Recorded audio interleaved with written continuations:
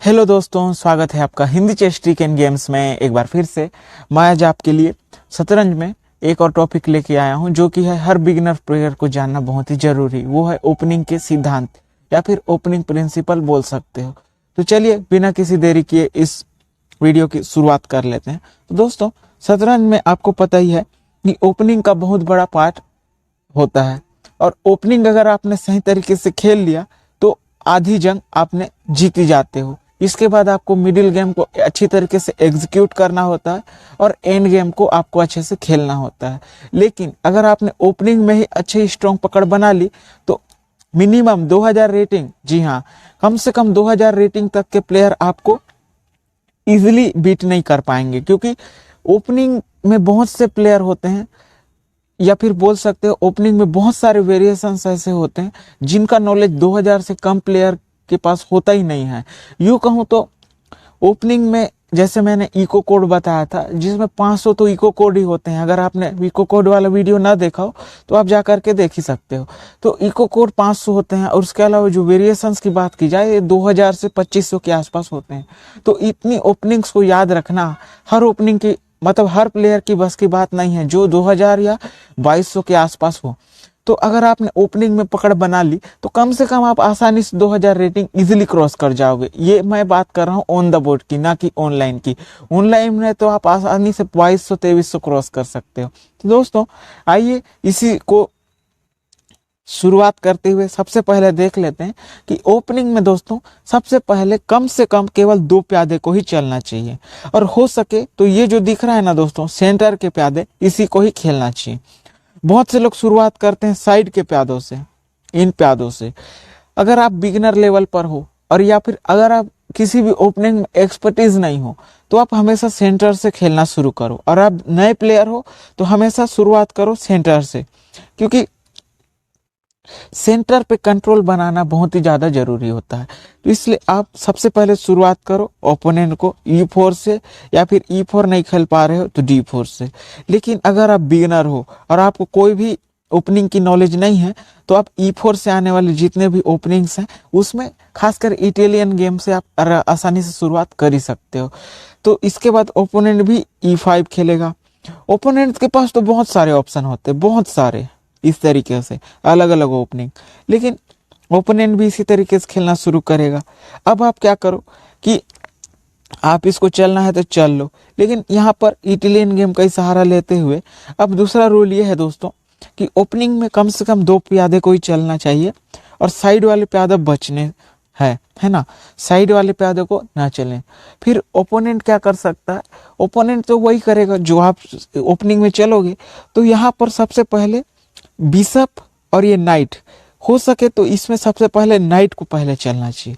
For example, आपने इस night को आगे चला, वो क्यों? क्योंकि दोस्तों एक नाइट जो है बहुत सारे स्क्वायर अपने जगह से कवर कर ही लेता है। यहाँ पर फिलहाल प्यादा है, अगर प्यादा नहीं रहता तो इसको कवर कर लेता, और ये तो अपने जगह से नाइट जो है बहुत सारा स्क्वायर कवर कर लेता है, इसलिए नाइट को पहले चलना जरूरी होता है ना। अब क्या है, मान लीजिए ओपोनेंट भी अपने नाइट को चलता है, तो दोस्तों इसके बाद आप चाहे तो इस नाइट को भी चल सकते हो, है ना। फिर ओपोनेंट भी नाइट चलेगा। इसके बाद आप कोशिश करो कि आप अपने बिशप को चलो। सबसे पहले एक प्यादा या 1 से 2 प्यादे, उसके बाद अपने नाइट को बाहर निकालो, उसके बाद बिशप को। तो हो सके तो ओपोनेंट भी बिशप बाहर निकालेगा। दोस्तों अब यहाँ पर अपने इस प्यादे को आगे बढ़ जाओ। तो ओपोनेंट भी अगर इस प्यादे को आगे बढ़ता है तो यहाँ पर आप देख सकते हो कि फिलहाल ये बिशप आपका खेल नहीं रहा है ना। तो आप यहाँ से यहाँ कहीं भी खिला सकते हो अपने ज़रूरत के अनुसार। लेकिन यहाँ पर सबसे ज़्यादा ज़रूरी है कि अगर आपको लग रहा है कि ये बिशप यहीं से ही खेल रहा है, तो दोस्तों यहाँ आप देख सकते हो कि आपका जो वाइट से अगर आप खेल रहे हो, दोनों बिशप, दोनों नाइट और 2 प्यादे जो आपने बढ़े हैं, मतलब आपने ओपनिंग के पार्ट को लगभग तय कर चुका है। अब आपके लिए सबसे ज़्यादा ज़रूरी होता है कि अपने राजा को सुरक्षित स्थान पर रखा जाए। तो इसके लिए आप यहाँ पर कैसल आसानी से कर सकते हो। अब दोस्तों ओपनिंग में क्या होता है कि कई लोग शुरुआत में ही यहाँ पर H3 चलते हैं, तो ये एक नुकसानदायक होता है। क्यों? क्योंकि कई बार आपने मिडिल गेम में ओपनिंग जो है यहाँ पर काउंटर नहीं करता, और पहले से ही आप ये चले रहोगे और ओपोनेंट ने काउंटर किया ही नहीं, तो आपका ये चलने का क्या मतलब दिया। इसलिए क्योंकि कई बार आपको एंड गेम में आपको इस पॉन को आगे बढ़ना होता है और इसकी सपोर्ट बहुत ज़्यादा जरूरी होती है ना। तो इसलिए पहले से कोई भी चलना जरूरी नहीं है। तो ओपोनेंट भी अगर यहाँ पर इस तरीके से केसल किया तो यहाँ पर आप इस बिशप को यहाँ निकाल सकते हो, चाहे तो यहाँ निकाल सकते हो या फिर यहाँ निकाल सकते हो। वो किस लिए? क्योंकि आप देख सकते हो कि आपका पूरा पीस तो खेल रहा है, राजा भी सुरक्षित हो गया, लेकिन आपको अब क्या करना है, ये दो हाथियों को कनेक्टेड करना है और यही सबसे ज़्यादा प्रिंसिपल है। ओपोनेंट भी मान लीजिए इस तरीके से चला तो आप अगली चाल में अपने वजीर को यहाँ पर आगे रख सकते हो और दोनों रुक को कनेक्ट कर सकते हो। अगर ओपोनेंट भी इस तरीके से चला तो आप देख सकते हो कि दोनों व्हाइट और ब्लैक दोनों ही परफेक्ट खेल रहे हैं। तो दोस्तों ये था एक ओपनिंग का सिद्धांत जो कि मैंने आपको एक ही छोटे से गेम में बता दिया कि सबसे पहले आपको क्या करना है। सबसे पहले दोस्तों आपको सबसे पहले चलना है 2 प्यादे, है ना। यहीं से मैं बता देता हूँ 2 प्यादे, ज़्यादा से ज़्यादा 2 प्यादे। तो ओपोनेंट भी चल सकता है 2 प्यादे, है ना।